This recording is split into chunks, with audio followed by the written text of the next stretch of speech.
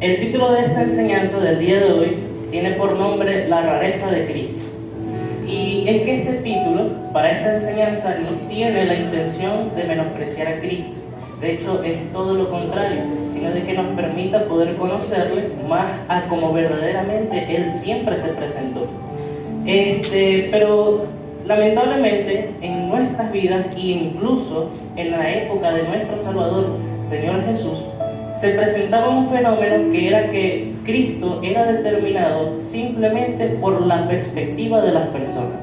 No por quien Él era y cómo Él enseñaba, sino por cómo las personas lo percibían. Entonces, en ese entonces, la percepción de las personas hacia Cristo era de una persona, digamos, en esta expresión, rara. Y es una cuestión que se dio a causa de un mal entendimiento de la palabra. Entonces, si nos vamos al Antiguo Testamento, todas las profecías que hablaban de este Mesías, de este Salvador, que iba a venir a la tierra para darnos una vida nueva en libertad y paz, existieron muchas profecías las cuales fueron mal interpretadas. Entonces,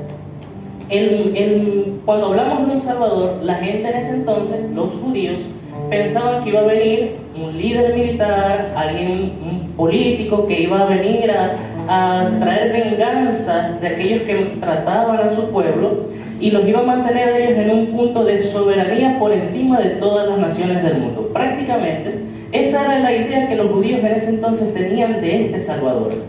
Pero cuando Cristo viene nos damos cuenta de que es totalmente diferente. Me gustaría, para que podamos rectificar y considerar estas profecías, que estén buscando en sus Biblias. Vamos a estar buscando Isaías 7:14. Los que tengan Biblia, los que no tienen, péguense ahí con un hermano. De igual forma, aquí vamos a estar leyendo el versículo. Isaías 7:14. Y Púlpito Digital va a estar proyectando también en la pantalla los versículos. Este versículo prácticamente profetiza la señal, este Mesías, como que iba a llevar por nombre Emmanuel, que significa Dios con nosotros, y iba a ser nacido de una virgen, interpretado como esta señal de que teníamos que reconocerlo como el Mesías. Entonces, Isaías 7:14 dice: por tanto, el Señor mismo os dará señal. He aquí que la Virgen concebirá y dará a luz un hijo, y llamarán su nombre Emmanuel. Y ustedes ahora dirán, y esto lo quisiera aclarar, ustedes dirán, ¿por qué dice la profecía que su nombre será Emmanuel, cuando claramente nuestro Salvador se llama Jesús? Y es que la intención de este profeta, a causa de la revelación del Señor, no era de imponer este nombre en él, sino de que Dios con nosotros, Emmanuel, era la identidad que él iba a tener aquí en la tierra. Cuando él estuviera, que esa identidad del nombre Emmanuel iba a significar que Dios, él iba a estar con nosotros, con los hombres. Y el nombre Jesús significa Dios salva. Entonces, esta cuestión es explicada en Mateo, cuando él recalca que Jesús, el Mesías, iba y representaba a Dios con nosotros. Entonces no es una cuestión de equivocación, sino más bien que Emmanuel significa más que todo la identidad que él iba a tener aquí sobre la tierra. Amén. Vamos a estar buscando también Isaías 9:7. Isaías 9:7.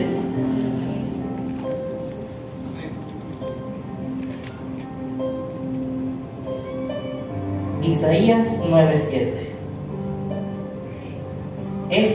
Prácticamente versículo asegura que el Mesías será de la familia del rey David y establecerá un reino de paz. Y dice: se extenderá su soberanía y su paz, y no tendrán fin. Gobernará sobre el trono de David y sobre su reino, para establecerlo y sostenerlo con justicia, rectitud, desde ahora y para siempre. Vamos también a estar buscando Isaías 53, del 3 al 5, ahí mismito está. Isaías 53, 3 al 5. Isaías 53, del 3 al 5. Y dice: despreciado y rechazado por los hombres, varón de dolores, habituado al sufrimiento, todos evitaban mirarlo, fue despreciado y no lo estimamos. Ciertamente Él cargó con nuestras enfermedades y soportó nuestros dolores, pero nosotros lo consideramos herido, golpeado por Dios y humillado. Él fue traspasado por nuestras rebeliones y molido por nuestras iniquidades. Sobre Él recayó el castigo, precio de nuestra paz, y gracias a sus heridas fuimos sanados. Aquí únicamente les presenté 3, sin embargo podemos presentar muchos más, como se menciona en Daniel 9, Zacarías 12, Miqueas 2, y aun si eso no fuera suficiente, están registradas más de 300 profecías de que nos aseguraban y nos daban la certeza a las personas de aquel entonces de que Él iba a llegar a nosotros, iba a estar aquí en la tierra con nosotros. Entonces, aunque las profecías de Isaías incluían un aspecto de un siervo sufriente, de alguien que iba a padecer tantas cosas, en el siglo I lo único que prevaleció es que iba a venir un Mesías victorioso y terrenal. De esta forma, esas personas de aquel entonces tomaron de Jesús lo que les convenía, no lo que verdaderamente el Señor había determinado que iba a suceder y quien Él iba a ser. Entonces, aquí podemos notar que los judíos en aquel entonces prácticamente hicieron algo similar a lo que hacían los griegos. Que a los griegos no les importaba el Dios verdadero, sino que ellos se inventaban dioses conforme a sus necesidades, conforme a sus deseos carnales. Entonces, cuando nosotros vemos prácticamente el tipo de dioses que los griegos se crearon, eran dioses que, aún los más pulcros, parecían dioses de telenovela. Dioses que lo único que enseñaban era full drama, infidelidades, sexualización, traiciones militares, asesinatos y un sinfín de cosas que lo único que enseñaban era de que nosotros estábamos bien, en cierta forma. Pero cuando nosotros vemos a Jesús, vemos un Dios que Él viene a contradecirnos. Él viene a ir en contra de lo que nosotros llamamos normal. Entonces, cuando nosotros nos imaginamos la idea de este Salvador, yo personalmente nunca me hubiera imaginado a alguien como Jesús. Nunca me hubiera imaginado un Dios como el que tenemos. Sinceramente, yo en lo particular me hubiera imaginado un Dios el cual la salvación iba a ser solamente adquirida a causa de pagarla, de ser alguien importante, del materialismo que día a día el ser humano interpreta como valor. Pero nos presentamos ahora con Jesús como un Dios que no le importa absolutamente nada de estas cosas. Vemos un Dios, un Cristo, que no estaba a la casta de la sociedad, con la gente más importante, sino de que Él estaba con el pescador, con el zapatero, con el sembrador, estaba con los fariseos, que los fariseos eran personas en ese entonces quienes escudriñaban las escrituras, podríamos llamarlos de una forma religiosos, y el punto de ellos es que prácticamente, para resumir, eran como los enemigos de Jesús. Ellos lo único que estaban esperando es que Jesús cometiera un error para desvalidar todas sus enseñanzas. Pero Jesús no es esa clase de Dios que pone o tiene distinción de personas o de valor, dependiendo de que cada quien es superior a otra persona, ¿no? Sinceramente, Cristo, aún en su primera enseñanza, Él describió prácticamente la accesibilidad a la salvación de esta forma: bienaventurados los pobres en espíritu, porque de ellos es el reino de los cielos. El significado de pobres en espíritu no es tener una pobreza material. Significa y quiere expresar una persona que reconoce que por sus méritos no va a ser salva y es dependiente ahora de la salvación de nuestro Señor. Eso es lo que prácticamente quiere expresar aquí Cristo en bienaventurados los pobres de espíritu, porque de ellos es el reino de los cielos. Dios vino por todos los que en ese entonces prácticamente podríamos expresar como la escoria de la sociedad. Prácticamente eran las palabras que se utilizaban en ese tiempo, y lo podemos garantizar tanto así que Dios, Cristo, aunque nació en Belén, Él se crió y creció en Nazaret. Y Nazaret en ese entonces, todo el que saliera de Nazaret era considerado como, digamos, la basura de la sociedad. Entonces Él no le importó ser considerado o invalidado por la humanidad, porque la identidad que él tenía era del Señor y de aquel que nos iba a liberar, no de las cosas materiales que vemos hoy, sino de un estado espiritual. Amén. Y para seguir continuando y dar este entendimiento de quién era Jesús, me gustaría pedirle al púlpito digital que estuvieran colocando una imagen, por favor.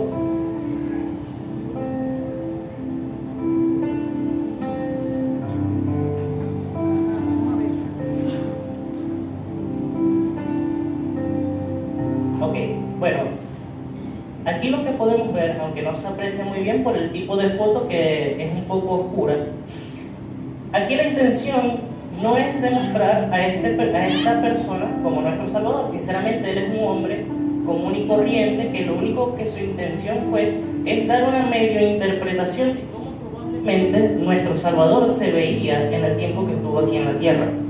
Esto no a fin de afirmarlo como una doctrina, sino que esto nos va a permitir tener una idea más o menos de cómo se veía nuestro Señor. Indiferentemente de se viera así o no se viera así, podemos usarlo como un tipo de interpretación para este caso en específico. Amén, así. Entonces, este hombre que está aquí, le voy a dar un tipo de presentación un tanto informal, porque sinceramente yo con mis palabras no soy capaz de expresar la grandeza de este hombre. Entonces, para muchos, él es conocido como el terror. Para otros, o como a mí me gusta llamarle, es conocido como el mataego. De una forma más simple, pero un tanto más íntima, para muchos él es un padre, él es un amigo, él es un hermano. Y de una persona que sabe escuchar, una persona que es leal, una persona que no nos va a dejar solos. Él es un consolador, él es la imagen y personificación de Dios aquí en la tierra. Él es el camino, la verdad y la vida. Él es la personificación del amor, de la perfección, de la santidad. Alguien sabio e inteligente que por encima de cualquier persona en este mundo. Y aún así tiene características tan únicas y complicadas de imitar como lo son la misericordia, la templanza, la paciencia, la mansedumbre, la integridad, la justicia. Él es el principio y fin, Él es un rey, o como mejor sería llamarlo, Rey de reyes y Señor de señores.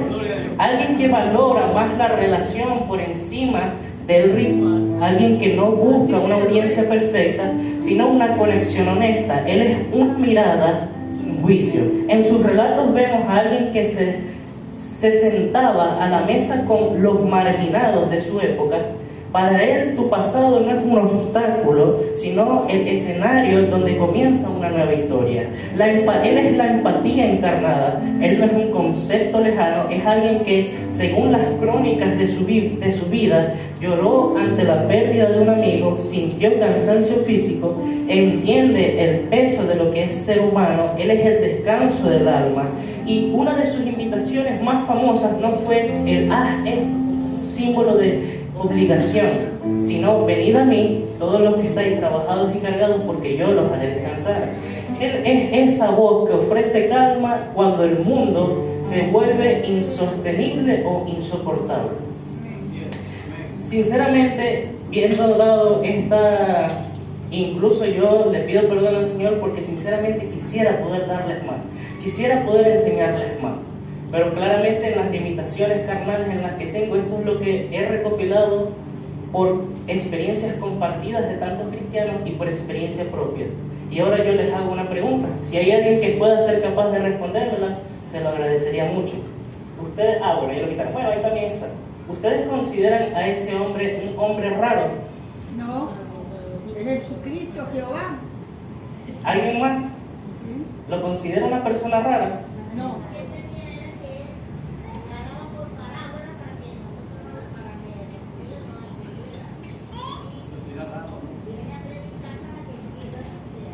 Amén, amén. A mí me parece también demasiado raro, porque sí, como hay que,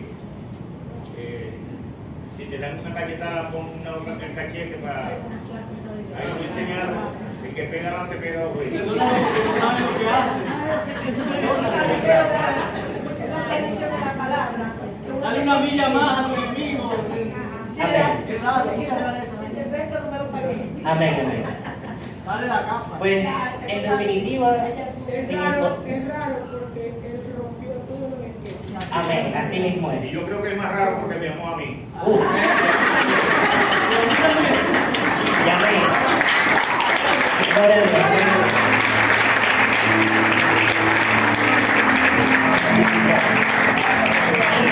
Indiferentemente de su respuesta, aquí el fin no es juzgar ni de menospreciar cada uno del conocimiento que ustedes tienen, sino a fin de que podamos todos juntos compartir nuestro conocimiento y llegar a un fin, que en este fin es conocer a nuestro Señor.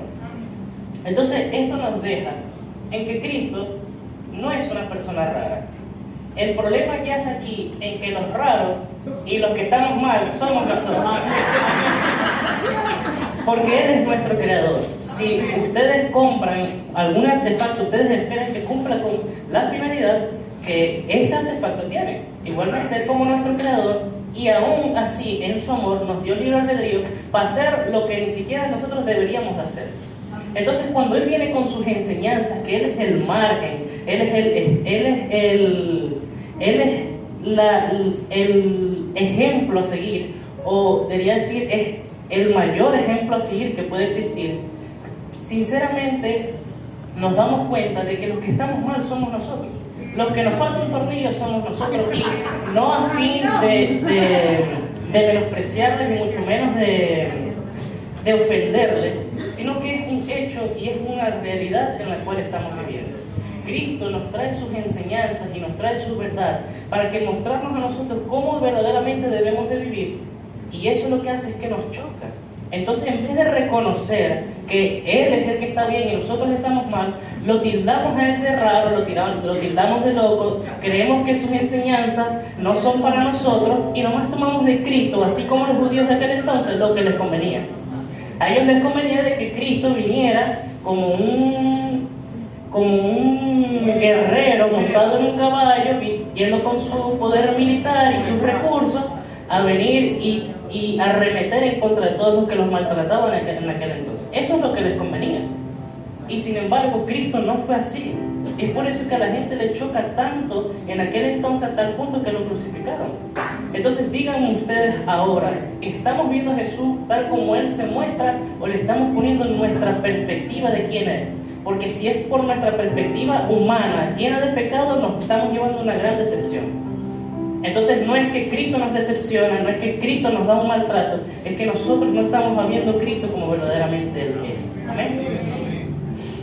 Entonces, ya para darle desarrollo a esta enseñanza, simplemente son 2 puntos. Vamos a estar tocando el primero, que sería sus enseñanzas. No podemos hablar de quién es si no hablamos de lo que Él enseñó, porque es parte de su identidad. Amén. Entonces, aquí claramente sus enseñanzas son demasiado extensas, hay mucho de lo que aprender, y aquí lo único que les puedo dar es una medio resumen, medio superficial de cómo prácticamente eran las enseñanzas de Él.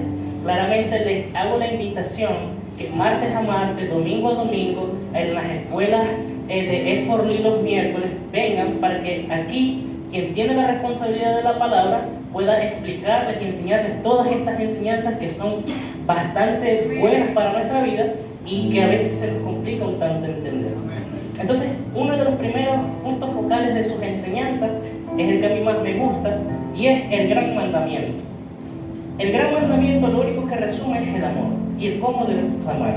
Jesús simplificó toda la ley religiosa, que cabe resaltar que la ley eran más de 600 leyes en aquel entonces, tantas que ni siquiera quienes las pusieron eran capaces de cumplirlas al pie de la letra. Y Cristo nos la puso, digamos, de una forma coloquial, papayita. O sea, los más son 2. Y dice, amar a Dios con todo el corazón, alma y mente, y amar al prójimo como a uno mismo.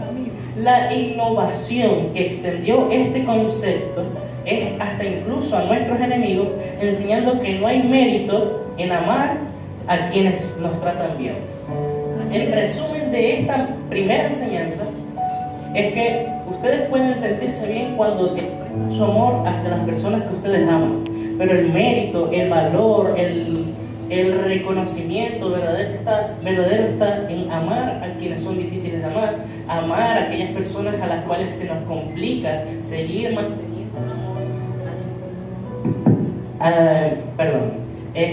amar a aquellas personas que se nos dificulta por sus acciones, por la forma en la que nos hablan.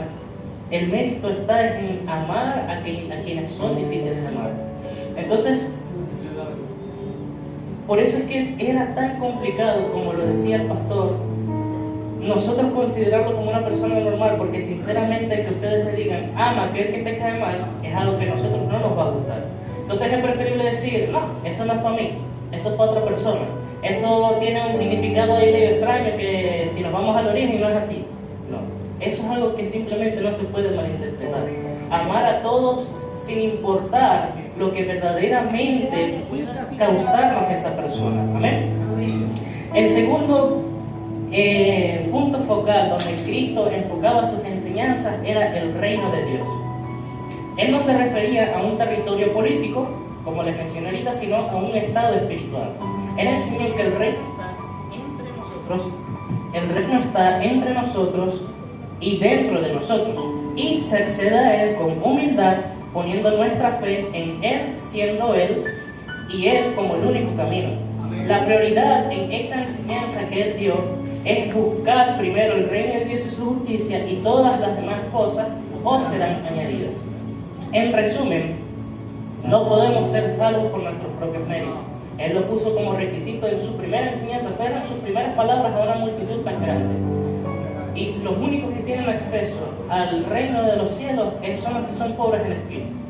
No los que puedan tener algo de lo cual sentirse dignos, sino los que reconocen que no son dignos en absoluto y que Él es el único digno y capaz de traernos salvación. Amén. Es por eso que dice, poniendo nuestra fe en Él siendo Él, poniendo nuestra fe en Él siendo el Salvador. Porque si ponemos nuestra fe en Él siendo una figura de reconocimiento que lo único que hace es traernos algún tipo de emoción, unas otras que otras enseñanzas, una rutina diaria de domingo a domingo, martes a martes, y sin transformación, sin edificación, sin reconocerlo como nuestro Salvador, estamos errando en el objetivo el cual Él nos puso. Amén. Otro punto importante de sus enseñanzas era el perdón y la gracia. Jesús rompió con la lógica de la ley del talión. Y ustedes miran cómo se come eso. Para resumir la ley del talión, yo creo que muchos la van a conocer con esto. Ojo por ojo, diente por diente. Él rompió con ese esquema que incluso hasta la época de ahora seguimos trayendo a nuestras vidas, considerando la venganza hacia las transgresiones que nos hacen por encima de nuestro amor hacia el Salvador y hacia las demás personas. Entonces, el perdón infinito, el cual Cristo nos mostró, enseñó a perdonar, citando las Escrituras, 70 veces 7, enfatizando que Dios perdona a quien reconoce su error. No juzgar el que esté libre de pecado, que tire la primera piedra, era también parte de sus enseñanzas. Y Él invitó a la introspección antes que a la crítica al prójimo. Y sinceramente, como les mencioné ahorita, incluso la maestra Merlin nos enseñó en servicios pasados que los nombres en aquel entonces se colocaban a causa de un significado. Asimismo, los números se podían cambiar por letra y daban otra palabra con otro significado. Y claramente la palabra que representa en la suma de 70 veces 7, que es 490, no lo voy a decir porque es bastante complicado, pero prácticamente lo que significa es casa de pan. Y ustedes dirán, ¿qué es eso? No es que vamos a ir a una casa y vamos a ir a comprar pan, no. Sino que simplemente la definición que Cristo le dio a esa expresión de casa de pan implica que todo el que venga a ti, ejemplo, en este caso del perdón, dale. O sea, dale de comer, dale el perdón. Si en este caso el ejemplo principal es el perdón y la gracia, que la gracia prácticamente es tener cosas, merecer cosas que simplemente por nuestro mérito propio no merecemos. Él nos ha dado tanto que nosotros no merecemos, pero eso es la gracia. Entonces, si nosotros somos seguidores de Jesús, la idea es que nosotros seamos esa casa de pan que dé gracia a aquel que lo necesita, que traiga perdón a aquel que lo necesita por mucho que nos duela. Si nosotros no perdonamos las ofensas a los demás, ¿cómo ustedes pretenden que vamos a seguir viviendo en el perdón y gracia que Cristo nos da diariamente? No tiene sentido.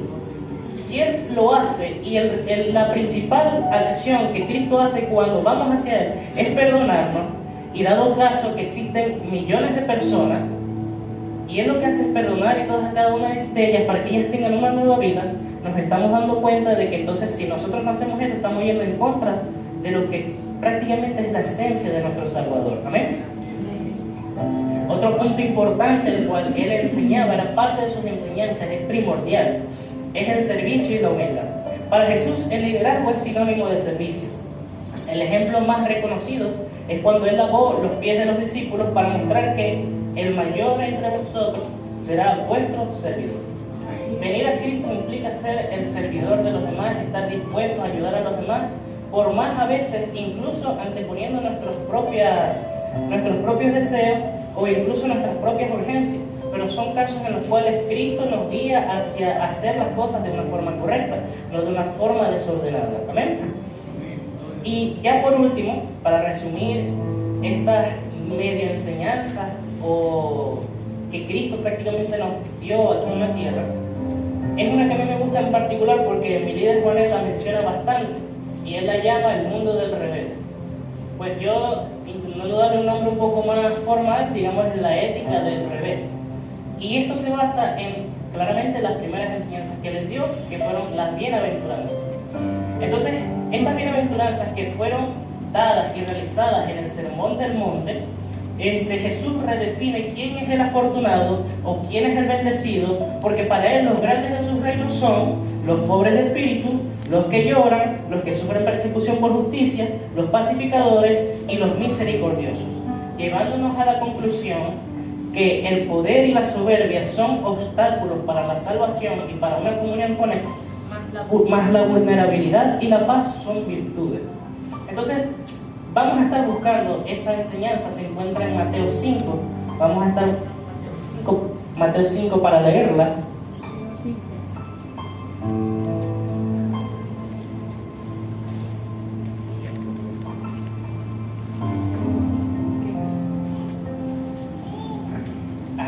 Mateo 5, las bienaventuranzas. Vamos a leer a partir del capítulo 2.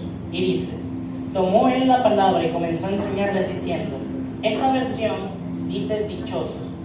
Sé que la Reina Valera dice bienaventurados, hay versiones que dicen bendecidos por Dios, pero eso no cambia el resultado de esta enseñanza. Y dice, dichosos los pobres en espíritu, porque el reino de los cielos les pertenece. Dichosos los que sufren, porque serán consolados. Dichosos los humildes, porque recibirán la tierra como herencia.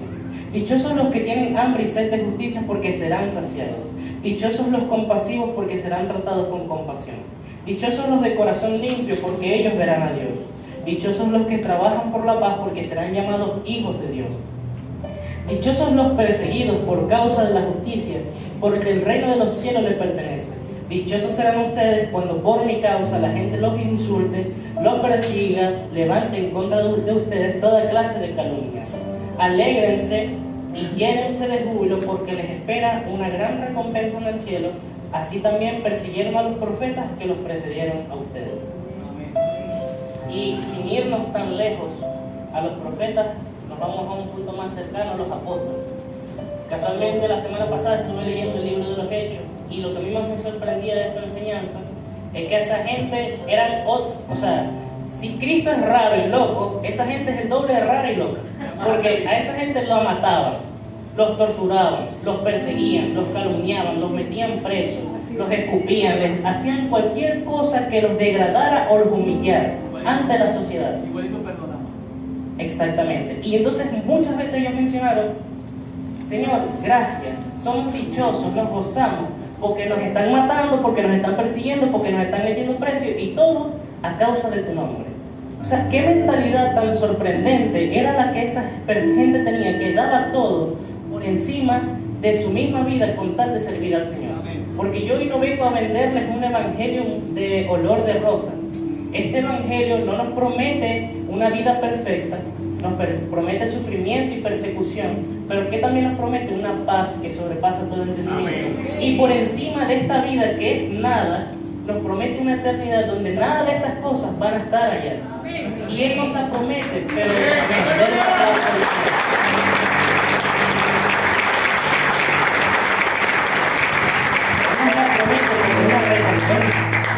nuestra recompensa y es el motivo por el cual creemos en Él y hoy muchos estamos aquí. Entonces, sus enseñanzas dejan en claro que nuestra naturaleza de pecado nos hace tomar acciones en base a la maldad de nuestro corazón, pero Cristo rompe y contradice todo lo que es normal y nos pone en una posición donde cuando somos débiles es que verdaderamente su nombre es glorificado. Amén. Y esto nos deja al siguiente punto, ya último, y como ya bien hemos aprendido en esta enseñanza, es un título un tanto raro, y le puse dos extremos, y ahora se los explico. Jesús siempre va a ser nuestro modelo a seguir, que nos aliente a transformar ciertas cosas de nosotros que no están alineadas a su voluntad, con tal de que nosotros podamos ser cambiados, transformados, para mostrarle al mundo lo que Él hace en nosotros y el amor que nosotros tenemos por Él. Entonces, por otra parte, Cristo es prácticamente una figura que nos descalifica en su totalidad. Y ahora les doy el ejemplo. Si yo, por un extremo, considero y me puedo poner a comparación con otras personas, con otros hombres, en sus acciones y en mis acciones, yo podría decir, voy por buen camino, estoy haciendo las cosas bien. Esto ciertamente es digno de un aplauso porque hice bien. Y nos ponemos a comparación con otras personas y podemos considerar que estamos viviendo nuestra vida de una forma correcta. Hasta que en esa lista llega un hombre llamado Jesús y prácticamente, si vemos la inmensidad de este hombre, un hombre que prácticamente cómo intimaba con Dios, sus dichos, sus enseñanzas, un hombre que dio toda, incluso su vida, por amor. Un hombre que sinceramente fue traicionado por sus mismos amigos y personas más allegadas a él. Un hombre que incluso en sus últimas palabras las dedicó tanto al cielo como a la tierra. Entonces, Jesús es una persona excepcional. Y cuando lo vemos a ese hombre clavado en esa cruz, entra a mí la pregunta y es, ¿quién soy yo? ¿Quién soy yo y qué poco justo es que yo me compare a la inmensidad de alguien como Él? Entonces, el punto de estos dos extremos es que por un lado, y es dos extremos en los cuales como cristianos debemos estar pivoteando constantemente. Por un lado, Cristo como nuestra figura a seguir para nosotros vivir de una forma correcta, tal como Él le agrade y tal que sea de bendición para las personas a nuestro alrededor. Y por otro lado, otro extremo en el que nosotros somos totalmente descalificados, en que nosotros somos pecadores, somos gente con un corazón lleno de maldad, somos personas que en absoluto no merecen nada. Así, sencillo, se los enseño y se los explico. Pero entonces, yendo a una comprensión más profunda, no me avergüenzo de ser descalificado por Él. Porque ser descalificado por Él, o para el mundo en algunos casos, nos deja a nosotros completamente calificados para que Él nos salve. El problema yace aquí en que nosotros queremos ser salvos por nuestros méritos y queremos ser reconocidos por nuestras acciones, y no es así como funciona. Entonces, ser descalificado por Él, ser yo un pecador, ser yo una persona con tanta maldad en mi corazón, esto me califica no para seguir viviendo de esa manera, sino para que Él como Salvador me salve, para que Él pueda ser el único que se lleve la gloria en mi vida. Nosotros no vivimos para la gloria de nuestras propias acciones, nosotros vivimos para la gloria de Dios.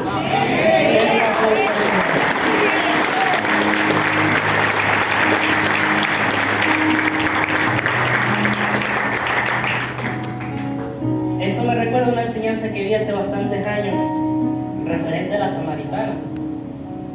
Mentira, a la mujer del flujo de sangre, donde prácticamente ella, con su situación, la cual era considerada impureza en aquel entonces y un rechazo total de la sociedad, esa fue la excusa perfecta para él acercarse al Señor y ser liberada de lo que a ella la oprimía. Entonces, así nosotros también somos cuando somos descalificados por Cristo. Porque cuando somos descalificados por Cristo nos damos cuenta de que eso es lo suficiente. Esa descalificación es suficiente para que Él tome acción en nuestras vidas. Es suficiente para que ese Salvador que no merecemos, ese Salvador que crucificamos en una cruz, y déjenme decirles algo, Si Cristo hubiera encontrado solamente ateos aquí en la tierra, lo hubieran ignorado o muchos hubieran aprendido de él. Pero se encontró con personas religiosas, la cual causaron prácticamente y dieron todo de sí con tal de que ese hombre fuera crucificado. Porque esas personas les chocaba y esas personas querían ser glorificadas por sus acciones. Pero vino Cristo ahora a buscarnos a nosotros, pobres en espíritu, que no queremos nuestra propia gloria, sino que queremos que Él sea glorificado en nuestras vidas. De que la transformación que Él causa en nuestras vidas es una cuestión que da de qué hablar. Y por mí me podrán llamar loco, por mí me podrán llamar raro, pero yo quiero ser como Él. Y voy a dar toda mi vida con tal de perseguir y ser tan siquiera un poquito parecido a Él. Amén. Entonces, ya para resumir esta enseñanza, Cristo nos deja en una posición en la que todo tiene que ser Él. Vamos a trabajar como si lo estuviéramos haciendo para Él. Vamos a pasar tiempo con nuestra familia, vamos a pasarlo como tal, Él nos lo enseña. Si nosotros vamos a estar aquí en la congregación, vamos a venir con las intenciones que Él verdaderamente nos enseña. Pero es una cuestión que debemos de llamarnos a la prudencia, en aprender y conocer sus enseñanzas, porque si no las conocemos, ¿qué dirección estamos teniendo?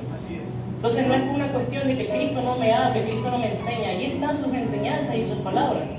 No podemos conocerlas si no vamos a la Escritura. Entonces eso es lo que les digo, mis hermanos.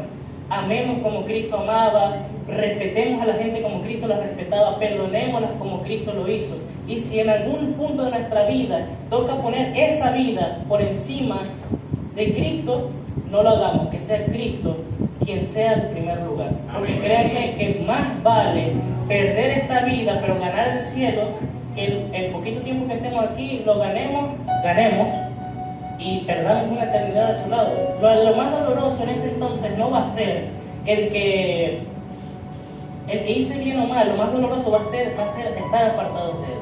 Y ahora les comparto, ya con esto finalizo, un sueño que yo tuve hace un buen tiempo.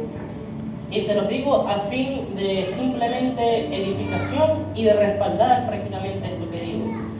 Y yo me encontraba en un sueño en el que yo miraba a las nubes y veía a un hombre sentado en una nube. Un tanto diferente a como usualmente lo pintan, pero tampoco se veía de una forma tan divina y majestuosa. No, era simplemente un hombre. Y ese hombre se venía en esa nube acercando hacia mí. Y yo lo único que podía decir en ese sueño: Señor, por favor, no me dejes, no me dejes, no me dejes. Por favor, llévame contigo. Esas eran mis únicas palabras en el sueño. Me desperté completamente asustado y me di cuenta de por qué muchas personas lo llaman el terror. Porque no solamente porque es un Dios todopoderoso que si es así desaparecemos, sino porque el terror más grande que Él nos enseña es pasar una vida sin Él. Amén. Entonces, amados hermanos, dada la enseñanza que Cristo trajo hoy a nuestras vidas, yo quiero invitarles y hacerles ver y claro, exponerles esta invitación a que aquellos que no conocen de Él y hoy se les está presentando, aprovechen la oportunidad y pasen adelante, porque oportunidades como estas no va a haber. Amén. Y si hay alguien que ha sentido que no ha conocido al Señor verdaderamente y que siente que da por perdida su estadía como cristiano, pase adelante para que también oremos y sea edificado su corazón.